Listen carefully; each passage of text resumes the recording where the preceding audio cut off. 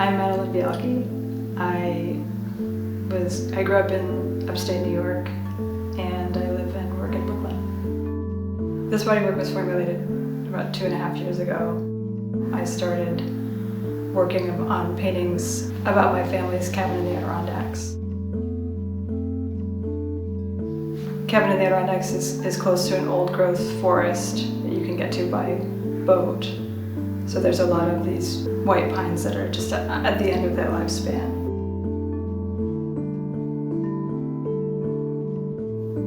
Most of our forests on the East Coast were completely logged, and so most of the trees that you see are only like 100 years, 50 or 100 years old. So it's just interesting to see these trees that are sort of echo of a landscape that we don't have anymore.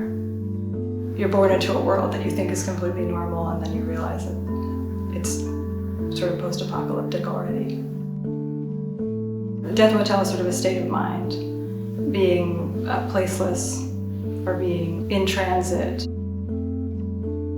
Death itself is sort of a cycle of renewal, especially with these trees. You know, they'll die natural deaths in the next 50 years, but then there's younger trees and it'll just continue the cycle. Death Motel is about transition.